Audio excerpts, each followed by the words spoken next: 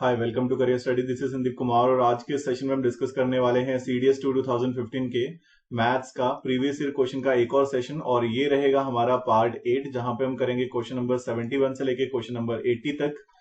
तो स्टार्ट करने से पहले मैं बता दूं कि अगर आप अभी तक हमारे साथ अनअकैडमी पर नहीं है तो आप अनअकैडमी पर हमें फॉलो कर सकते हैं। मेरी फ्री क्लासेस आपको डेली देखने को मिल जाएंगी। प्रैक्टिस सेशन चल रहे हैं, एक दिन मैथ्स है, एक दिन रीजनिंग है। इस तरह से आप प्रैक्टिस सेट जो है वो कर सकते हैं।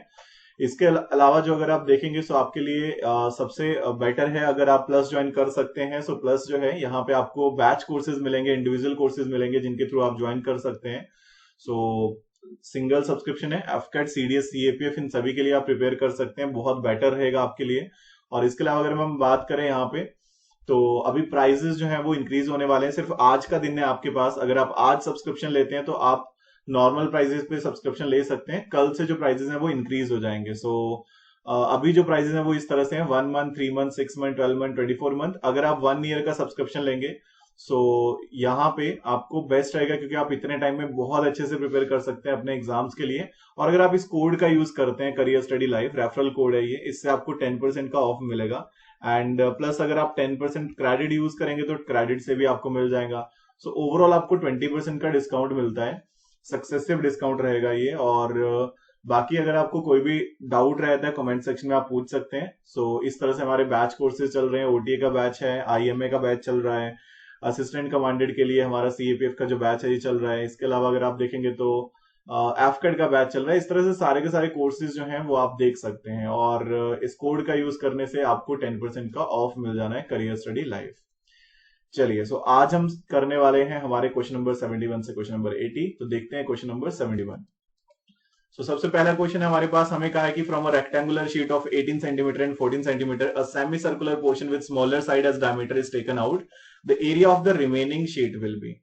तो हमारे पास एक रेक्टेंगल है 18 बाई 14 का एंड स्मॉलर साइड को डायमीटर मान के हमने एक सर्कुलर शीट निकाल ली।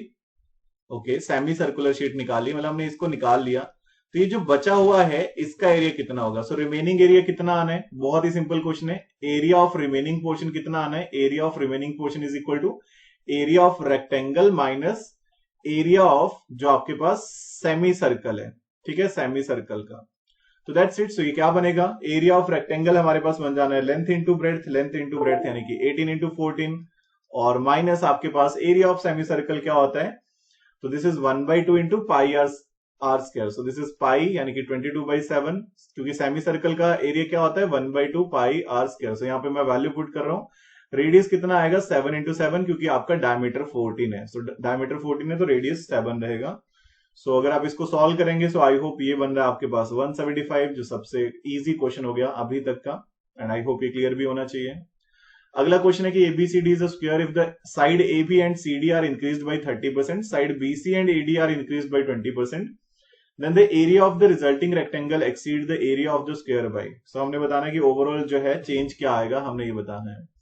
So कुल मिला के ये बोलना चाह रहे हैं कि हमारे पास एक स्क्वायर है, हमने लेट दिस इज ABCD, तो हमने AB और CD को 30%, मतलब लेंथ को हमने, मैं ये बोल सकता हूं कि लेंथ को हमने इंक्रीज करा है 30% से, और ब्रेड्थ जो है ये जो BC और AD है उसको हमने इंक्रीज करा है 20% से। तो मैं यहां पे क्या कर सकता हूं? मैं अगेन फॉर्मूला लगा सकता हूं A plus B plus AB upon में 100। जब ओवरऑल इस तरह से आपको इंक्रीज चेक करना होता है तो लेंथ इंक्रीज करिए 30%, ब्रेड्थ करी है 20%, प्लस 30 इंटू 20 अपॉन में 100। सो ये कितना बन जाएगा? सो दिस इज 56%, यानी कि ओवरऑल कितना इंक्रीज होगा? 56% का इंक्रीज होना है। तो बहुत ही सिंपल क्वेश्चन। अगला क्वेश्चन है हमारे पास, हमें कहा है कि अ water tank open at the top is hemispherical at the bottom, okay, and cylindrical above it, okay. So the radius is 12 meter and the capacity is 13125 meter cube, and the ratio of the surface area of the spherical and the cylindrical portion is, तो ratio of surface area बताना है। So ज्यादा कोई problem वाली बात नहीं है। Actually ये बोलना चाह रहे हैं हमारे पास क्या है, एक स्फेरिकल है, हेमिस्फीयर है। So इस तरह से कोई हेमिस्फीयर होगा और उसके ऊपर एक सिलेंडर रखा हुआ है और ऊपर से वो ओपन है, तो ऐसा थोड़ा ध्यान रखना है, ठीक है, ऊपर से वो ओपन है। चलिए, तो अब यहां पे हमें ये कहा है कि इसका जो वॉल्यूम है ना वो कितना है? 3312 मीटर क्यूबिक है, पाई मीटर क्यूबिक है। और रेडियस जो है वो 12 है। सो रेडियस अगर 12 है तो आर तो दोनों का ही 12 होगा। एंड हाइट हमें यहाँ पे गिवन है and the capacity is this, the ratio of the surface area of the okay spherical and cylindrical portion कितना होना है हमने ये बताना है। चलिए सो देख लेते हैं। सो हाइट हमें पता नहीं है बट हम निकाल लेंगे कैसे।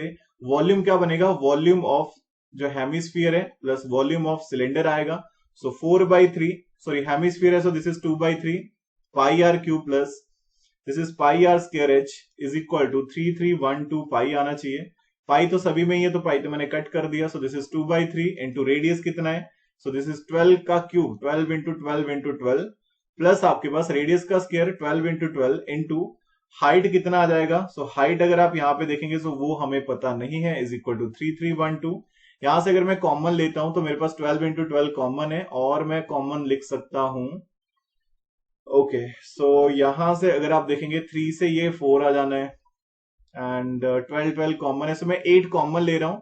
सो अगर मैं 144 कॉमन लेता हूं 12 इंटू 12 कॉमन लेता हूं तो अंदर बचेगा 8 plus h is equal to 3312 और यहां से 8 प्लस एच कितना आएगा 3312 अपॉन में 144 एंड ये वैल्यू बन जानी है आपके पास कितनी, so this is equal to 23 आ जाएगी। ओके सो दिस इज 23, इसको कट कर लीजिएगा, एच आ जाएगा 15। बस यही हमें चाहिए था। फाइनली हमसे ये पूछा हुआ है कि हमें बताना है ratio of the surface area of the sphere, surface area of sphere upon में surface area of the cylinder, यानी कि हमें बताना है 2 पाई आर स्क्वायर अपॉन में ये बनेगा 2 पाई आर एच। सो ये कितना बन जाएगा, सो दिस इज 2 पाई से 2 पाई कट हो जाएगा। So this is r square यानी कि 20 सॉरी रेडियस कितना है 12 है। सो 12 इंटू 12 अपॉन में आर इंटू एच यानी कि 12 इंटू 15। सो ये बन जाएगा हमारे पास, इसको सॉल्व करेंगे सो दिस इज 4:5। तो आई होप ये क्लियर होगा, सिंपल सा क्वेश्चन था। नेक्स्ट हमारे पास क्वेश्चन है question number 74। The area of 3 manually perpendicular faces of a mutually perpendicular faces of a cuboid are x, y, z. If V is the volume, then x, y, z जो है वो किसके बराबर होगा। So actually अगर आप किसी perpendicular faces of cuboid देखेंगे तो हमारे पास mutually perpendicular कौन होते हैं। जैसे मैं एक cuboid बना रहा हूं, ठीक है। सो एक अगर मैं cuboid बनाऊं तो इस तरह से बनेगा। तो एक फेस आएगा मान लो सामने वाला है, एक आ जाएगा बॉटम वाला, एक आ जाएगा साइड वाला। सो ये होगा length into breadth into height.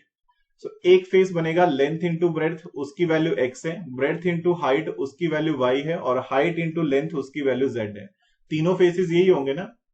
तो अगर मैं इन सभी को मल्टीप्लाई करूं तो एक्स वाई जेड क्या बनेगा, उधर बनेगा L square plus B square, L square into B square into H square, क्योंकि सभी रिपीट हो रहे हैं। L into L is L square, B into B B square, H into H is H square. So यानी कि x Y Z जो है वो किसके बराबर आएगा, लेंथ ब्रेड्थ हाइट जो है उसके हिसाब से अगर आप सॉल्व करेंगे तो this is L B H का होल स्क्वायर यानी कि वॉल्यूम का होल स्क्वायर।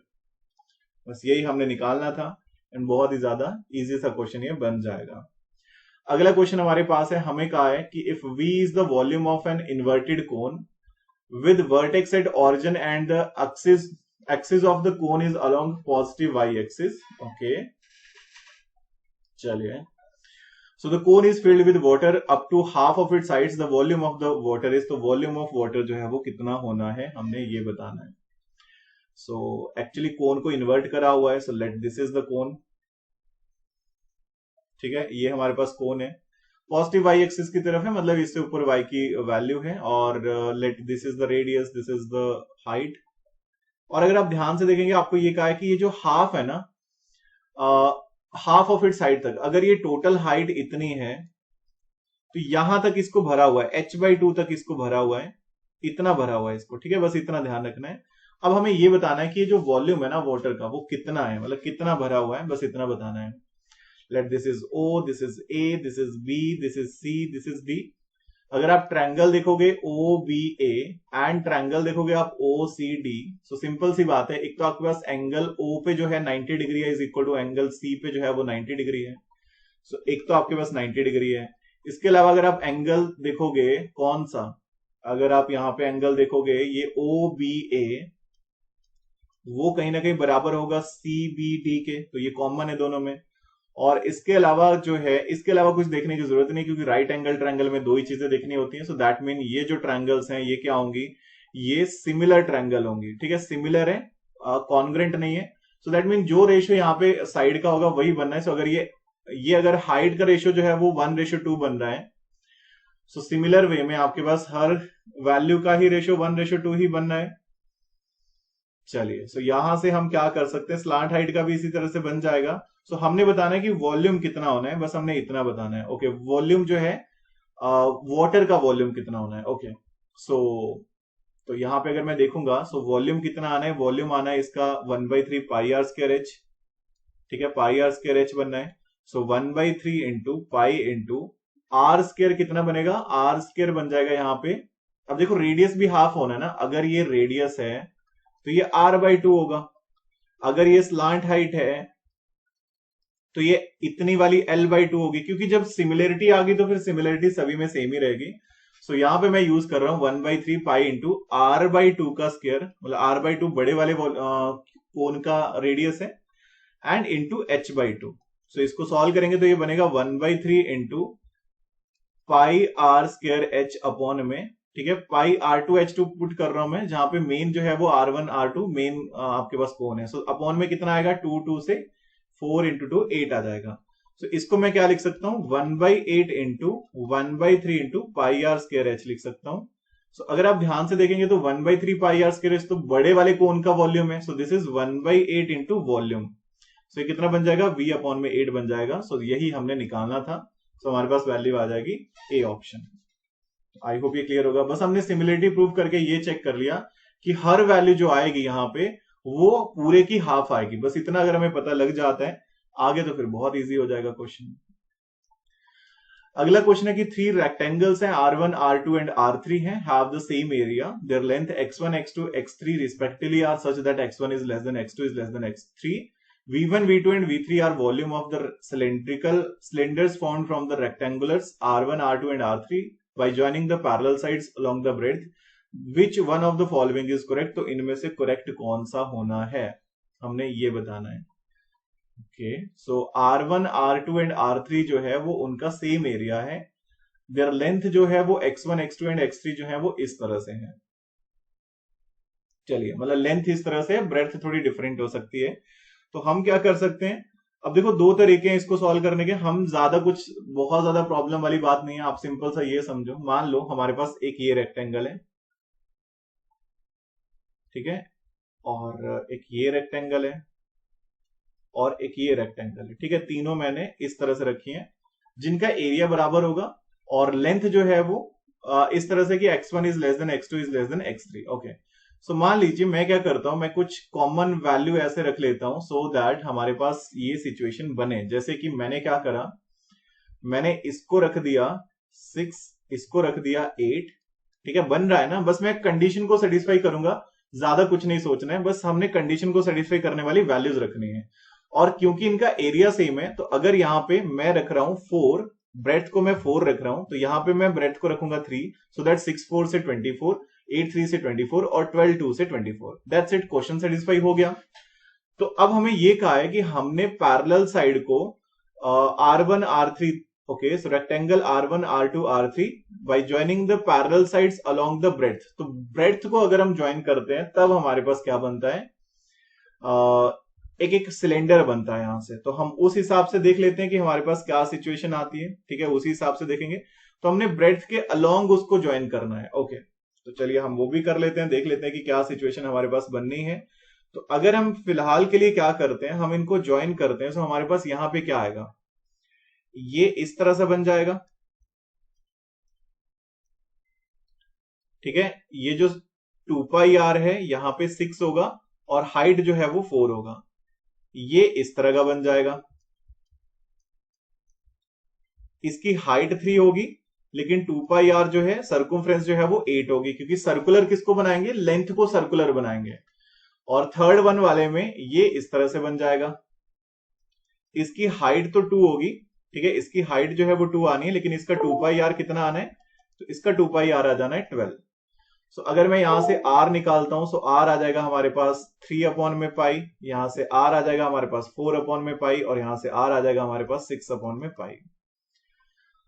ओके सो अब हमसे पूछा क्या है, हमसे पूछा है वॉल्यूम का डिफरेंस क्या होगा। वॉल्यूम क्या होता है इनका, वॉल्यूम होता है pi are square h, pi are square h, pi are square h. So pi यानी कि पाई इंटू 3 का square, so this is 9 upon में पाई स्क्वायर इंटू एच यानी कि 4, पाई इंटू 4 का स्क्वायर 16 अपॉन में पाई स्क्वायर इंटू ये बनेगा हमारे पास हाइट है 3, और ये बनेगा हमारे पास पाई इंटू ये बनेगा 6 का स्क्वायर 36 अपॉन में पाई स्क्वायर इंटू एच यानी कि 2। सो अब कुल मिला के ये जो वैल्यू आ रही है दिस इज, मान लीजिए दिस इज, इसका मैं वॉल्यूम 1 मान रहा हूं, इसको वॉल्यूम 2 मान रहा हूं, इसको मैं वॉल्यूम 3 मान रहा हूं, क्योंकि रेक्टेंगल 1 है, रेक्टेंगल 2 है और रेक्टेंगल 3 है। सो ये वैल्यूज जो है, मतलब अगर मैं सिंप्लीफाइड फॉर्म में आता हूं तो ये हमारे पास बन रही है, पाई कट हो रहा है, सो दिस इज 36 अपॉन में पाई बनेगा, ये यहां पे पाई कट करेंगे तो ये 48 अपॉन में पाई बनेगा, और ये हमारे पास 72 अपॉन में पाई बनेगा। सो बस सबसे छोटा कौन है, R1 वाला V1 सबसे छोटा है, उससे बड़ा है V2, उससे बड़ा है V3। So V1 is less than V2 is less than V3, it should be C option. तो बस ये आपको चेक करना था। आई होप आपको ये समझ में आया होगा। अगर थोड़ा सा भी डाउट लगे एक बार थोड़ा सा स्क्रॉल करके इसको दोबारा जरूर देखिएगा, काफी इंपोर्टेंट क्वेश्चन है। नेक्स्ट हमारे पास क्वेश्चन है, क्वेश्चन नंबर 77। हमें कहा है कि if the surface area of a cube is 13254 centimetre square then the length of its diagonal is, तो डायगोनल की लेंथ कितनी होनी है। सरफेस एरिया क्या होता है किसी क्यूब का, 6 इंटू साइड का स्क्वायर होता है, 13254 है, तो साइड का स्क्वायर कितना आएगा 2209, एंड साइड कितना आ जाएगा under root of 2209, this is equal to 47। I hope आप इतना सॉल्व कर सकते हैं इजिली। हमसे पूछा हुआ है कि लेंथ ऑफ डायगोनल, तो किसी भी क्यूब का डायगोनल कितना होता है, सो होता है √3 इंटू ए, यानी कि 47√3 आ जाएगा हमारा फाइनल आंसर। आई होप ये क्लियर होगा, it should B D option. अगला क्वेश्चन है हमारे पास, क्वेश्चन नंबर 78। सो हमें कहा है कि the area of trapezium is 336 centimetre square if the parallel sides are in the ratio 5:7, perpendicular distance जो है वो 14 है, smaller of the parallel side कितनी होनी है। सो एरिया ऑफ ट्रेपेजियम होता क्या है, एरिया ऑफ ट्रेपेजियम होता है 1/2 into sum of parallel side into height. ठीक है, हाइट मतलब परपेंडिकुलर डिस्टेंस बिटवीन देम, और वो कितना है, वो 336 है।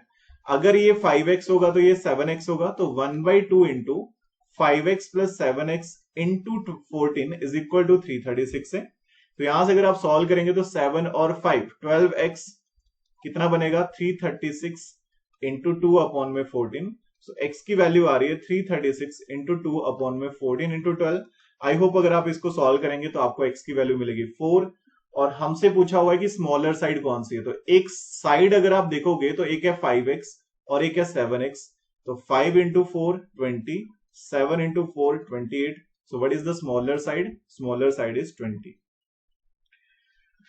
अगला क्वेश्चन है question number 79। How many spherical bullets each of 4 centimetre in diameter can be made out of a cube of lead whose edge is 44 centimetre.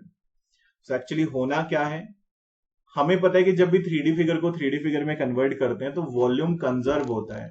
So that mean n into volume of जो spherical sphere होगा is equal to volume of किसके बराबर होना चाहिए, cube के बराबर होना चाहिए।